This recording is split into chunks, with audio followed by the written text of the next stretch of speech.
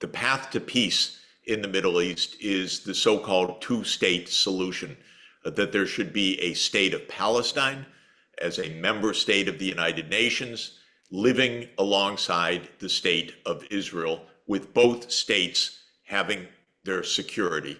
And this two-state solution is the only way to peace, because there are two peoples that have been essentially fighting over the same land for many decades. So why doesn't it happen?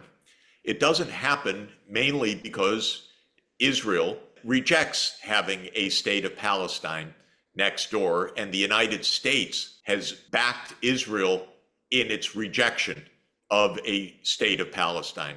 Now, this sounds strange. How could one country object? This should not be the decision of Israel.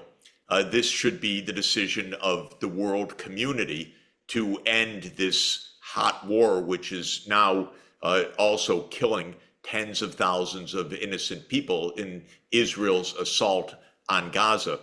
But under the rules of the international system, the creation of a state of Palestine as a UN member state depends on a vote of the UN Security Council. That vote was first proposed already 13 years ago, when the Palestine Authority proposed membership in the UN.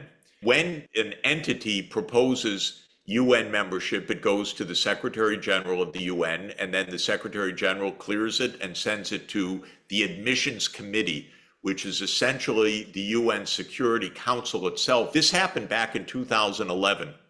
And at the time, Admissions Committee said, well, Palestine meets all the criteria for becoming a UN member state. But Israel didn't want it. Israel wanted to rule over the entire territory. And the United States said to the Palestinians, well, we understand, yes, membership, but why don't you just accept observer status right now?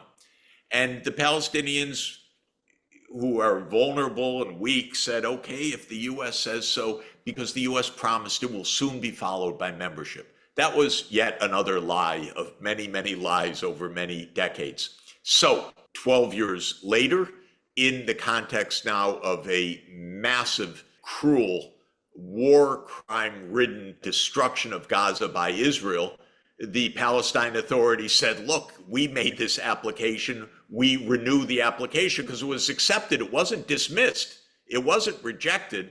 It was put on hold because we listened to the United States. Unwisely, I would add. So this was taken up again, and the UN Security Council voted in April overwhelmingly in favor of Palestine as a UN member state. And then what did the United States do? It vetoed it. So the vote in the UN Security Council was 12 in favor, 1 veto, the US, and 2 abstentions, Switzerland and the UK.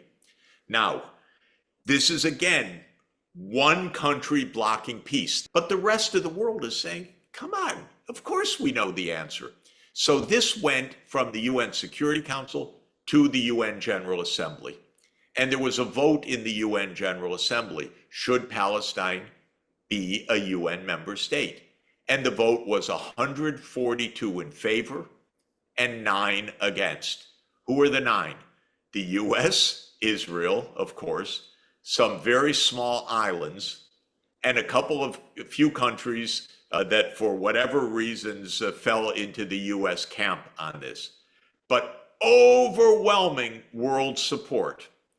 And the UN General Assembly said, well, we need a conference to put this into effect now. The world is united.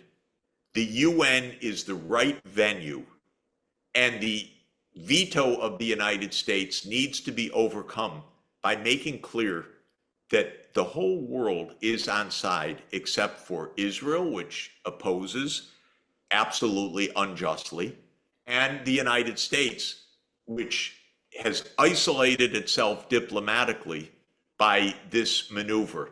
In May, the Arab League countries met in Bahrain and had a very good declaration, the Bahrain Declaration, which said, we're ready for peace, We're ready for normalization with Israel, but it must be based on the two-state solution. And this is a peace offering. This is the way to peace. And at the end of that meeting, the King of Bahrain went first to Moscow to discuss this with President Putin. And then he came with the Arab delegation that met with President Xi in Beijing.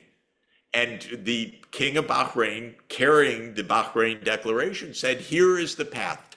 So my recommendation is that China strongly support a UN General Assembly backed global conference so that the world opinion is very clear, so that no country has a veto against world opinion, so that it can become clear to everybody that blocking the two-state solution is actually blocking peace.